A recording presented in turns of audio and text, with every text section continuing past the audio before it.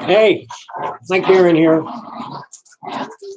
These are my dogs. The tan one is Freddie, the black one is Bob. But that's not why I'm here today. I'm here to discuss how many panels you should put on a comic book page. When I started reading comics, a typical Marvel comic had 8 to 12 panels a page. If you don't believe me, go back to the 60s and 70s and look at those comics. Come on, guys. Get out of here. But a lot of people are unsure how many panels the average comic book page can contain. Hang on 1 minute. Get out of here, guys. Get out of here. Go on. Go. Go. Park. These dogs are superbly trained. And I remember once when Jim Shooter was editor-in-chief at Marvel, he released a memo that said, I want 8 symmetrical panels per page, no more, no less, no deviations. Now, Jim has since changed his point of view on that because he's written comics that differed from that. And it did seem a bit rigid at the time, and it can be rigid, but it can also be liberating. The question of how many panels you put on a page has to be left up to the writer working in concert with the artist. And it's also a factor of the story that you're telling. When I first started writing comics, I would draw each page out by hand, panel by panel. And I would start with a first panel that I felt was compelling, because my goal was always to grab the reader by the throat. And once I had that first panel down, I would think about the next panel. Well, what's the logical extension of this story? And in that way, I learned by personal experience how much weight each page could take, both word-wise and visually. I would often write 6, 7, and 8 panel pages. But over the years, decompression set in, and the norm in the industry began to reduce the number of panels per pages. Until these days, you will see a comic of 64 pages or more, which often has 1, 2, or 3 panel pages. And I'm not saying that's bad. It all depends on whether those panels advance the story, because everything you commit to the page has to advance the story. And what is a story? It's a dynamic narrative with beginning, a middle, and an end.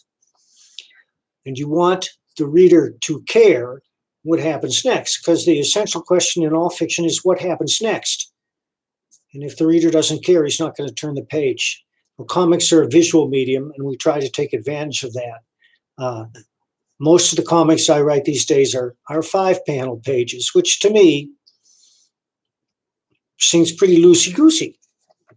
However, they're appropriate to the stories that I'm writing. And I've always felt that a single page devoted to one image fails to advance the story. And that doesn't mean I don't do single pages. I've done them every now and then. But if I'm going to have a big scene, a big reveal, the monster, the explosion, whatever, I will devote the top 2/3 of the page to that, and then I'll have 2 panels on the bottom to advance the story.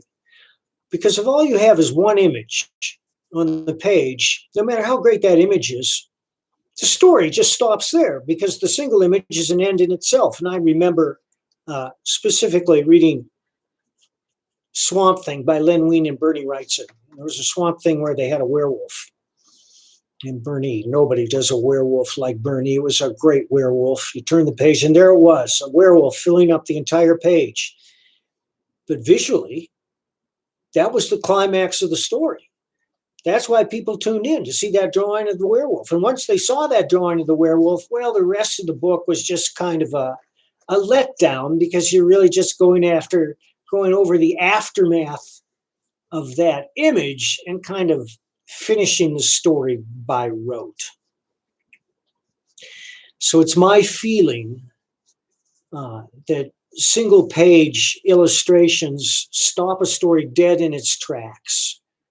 And if you want to blow the page up for a single image, make sure that it's an image that deserves to be blown up. And to my mind, an establishing shot fills the bill, because sometimes you're writing about a lost city in the desert or the jungle. And that certainly merits a big picture, because you can't squeeze an entire city into 1/6 of a page. When you stumble upon the missing temple in the desert or the pyramid in the jungle, that's when you blow your page up and show a big picture. And one of the reasons you do that is to show the protagonist standing next to this object they've discovered for scale, and to show how insignificant they are against the bulk of the object. But this is something that you can only learn by experience.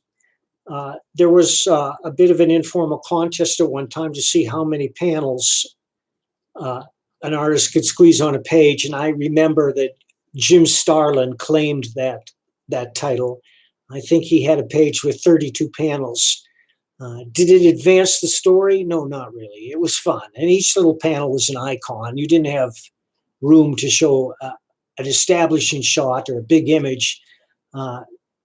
And all the little images were part of the story. They were clues of the story. They were artifacts, were images, but it was really done as a goof. But one of the reasons we read comics is that they're a goof, and we like silly stuff like that. But for me, comics are serious storytelling. You can tell a serious story in a comic.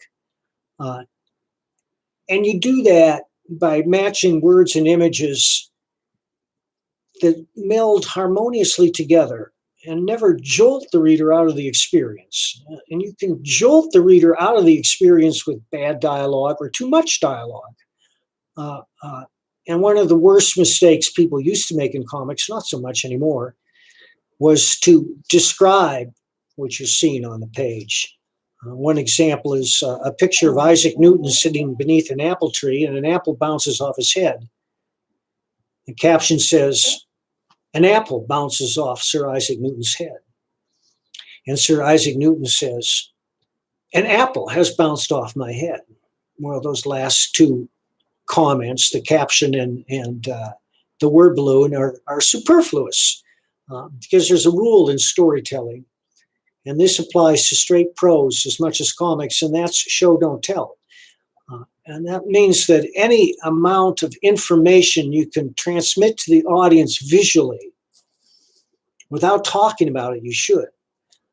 One of the best examples of this that I can think of is the TV show Better Call Saul. I know there are a lot of fans out there.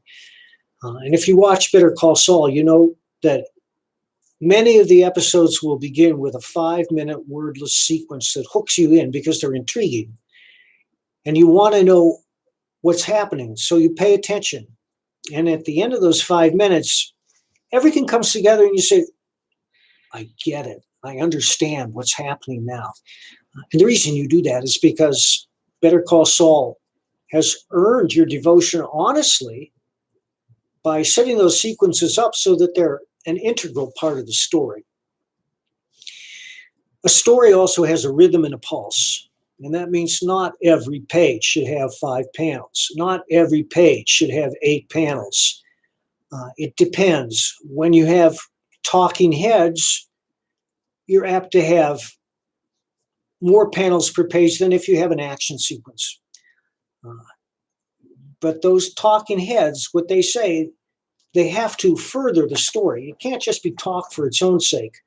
And we use dialogue to reveal character, for one thing. The way that a person talks reveals so much about them. They may have an accent or quirks or use particular phrases over and over again. You can overdo it. A little goes a long way. Believe me, a very little goes a long way. And that's just something you learn by experience. I wrote my comics by drawing each page out by hand for at least 10 years, probably 15 years. Then I stopped because I was hurting my back. I never had any training about how to draw, and you can't just sit over a flat table all day and draw that stuff. it messes up your back. But because of my experience doing that, I've learned through instinct what a page will bear and how to advance the story visually. So I would recommend for writers, even if you can't draw, I mean, we can all do stick figures.